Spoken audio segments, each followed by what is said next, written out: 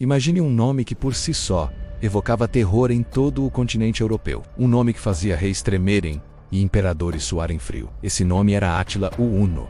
Mas quem foi realmente o homem por trás da lenda do flagelo de Deus? Como um líder de um povo nômade das estepes da Ásia Central conseguiu construir um império que ousou desafiar a maior potência do mundo antigo, o Império Romano? Prepare-se, porque hoje vamos mergulhar na vida fascinante e brutal de Átila. Nascido por volta do final do século IV ou início do século V, nas vastas planícies da Europa Oriental, Átila, o Huno cresceu em um mundo em que a fronteira entre diplomacia e guerra era tênue. Os Hunos não eram um povo de cidades ou templos, mas de cavaleiros nômades cuja riqueza se media em rebanhos, armas, em escravos e no ouro arrancado de inimigos derrotados. Desde cedo, Átila foi moldado para o combate, utilizando o arco composto, uma montaria veloz e ataques rápidos, que permitiam atravessar grandes distâncias e surpreender exércitos lentos e pesados. Para os romanos, esses cavaleiros eram bárbaros sem disciplina, mas na prática formavam uma máquina de guerra móvel e eficaz, capaz de surgir onde as legiões não conseguiam reagir a tempo. Na juventude, Átila viveu por um período como refém diplomático em territórios romanos. Ali teve contato direto com o mundo que um dia enfrentaria. Grandes cidades fortificadas, palácios luxuosos, intrigas políticas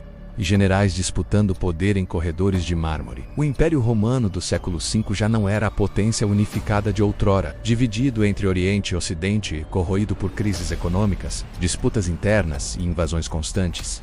O Império sobrevivia tanto por sua herança simbólica, quanto por sua capacidade de negociar com inimigos. Átila aprendeu que ameaçar Roma podia render mais ouro do que enfrentá-la diretamente, e que tratados não significavam paz, mas contratos temporários de submissão. Após a morte de seu tio Rugila, o poder passou para Átila e seu irmão Bleda, que governaram juntos por cerca de 12 anos. Essa diarquia marcou uma fase de pressão intensa sobre Roma Oriental. Governada por Teodósio II, tributos em ouro foram aumentados, desertores hunos deveriam ser devolvidos e mercados controlados foram impostos. Quando o ouro atrasava, os hunos cruzavam o Danúbio, saqueavam vilas e retornavam antes que as legiões pudessem organizar uma resposta eficaz. A política era simples: transformar a ameaça constante em uma renda fixa e duradoura. Com o tempo, a convivência entre os irmãos se tornou insustentável. Bleda morreu em circunstâncias obscuras, possivelmente assassinado por Átila, que passou a governar sozinho. Livre para impor sua visão, Átila reorganizou a Confederação dos Hunos. Tribos diversas passaram a responder diretamente a ele, e a distribuição de saques e tributos tornou-se aí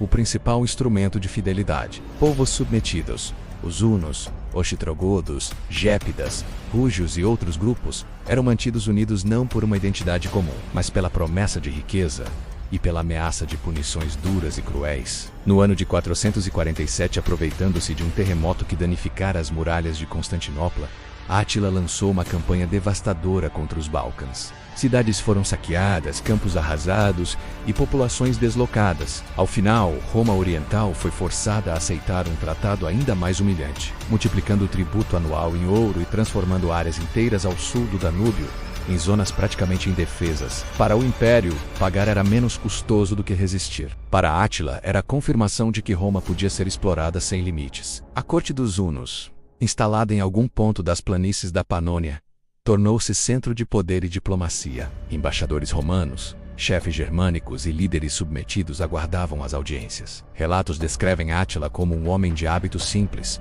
contrastando com o luxo dos presentes recebidos. Essa austeridade calculada reforçava o mito de um líder que desprezava o luxo e governava homens seduzidos pela riqueza.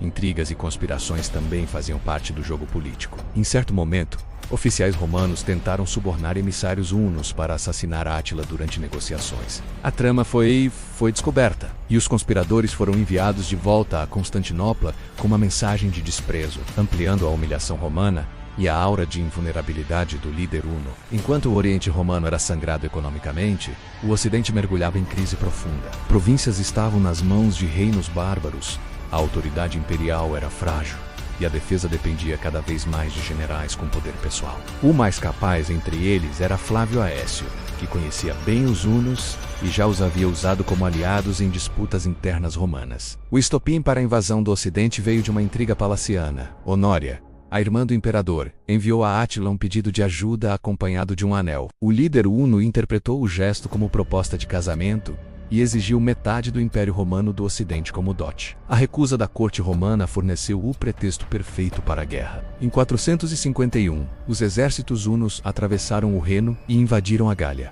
Cidades foram saqueadas, populações fugiram, e o pânico se espalhou pelas províncias. Flávio Aécio reuniu uma coalizão improvável de romanos e povos federados, incluindo os visigodos liderados por Teodorico, e o encontro decisivo ocorreu nos Campos Cataláunicos. A batalha foi brutal e indecisa.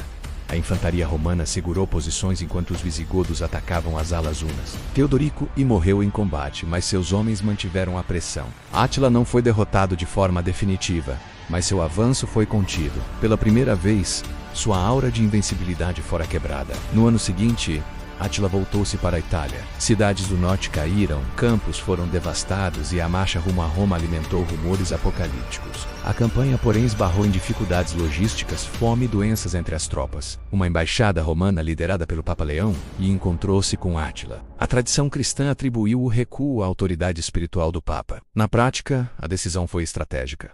Permanecer na Itália exauriria suas forças sem garantir ganhos duradouros. Em 453, durante a noite de seu casamento com Íldico, Átila morreu subitamente, possivelmente vítima de uma hemorragia interna após excessos alcoólicos, algo que não é claro até hoje. Sua morte revelou a fragilidade de um império sustentado por autoridade pessoal. Seus filhos entraram em disputa pelo poder.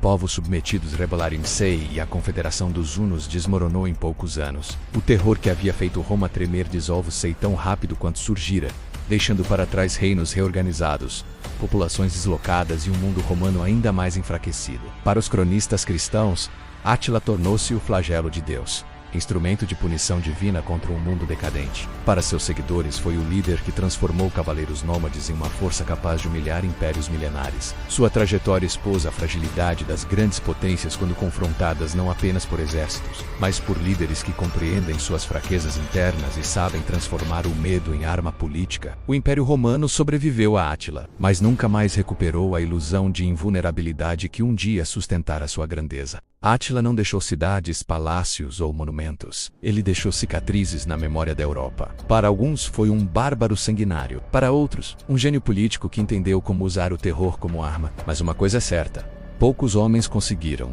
em tão pouco tempo, fazer reis se curvarem, imperadores pagarem tributo e continentes inteiros viverem com medo de ouvir um único nome ao longe. E talvez seja por isso que, mesmo séculos depois, o eco desse nome ainda atravessa a história. Considere se inscrever no canal, deixar um like caso tenha gostado e sugestões para vídeos futuros. Até a próxima!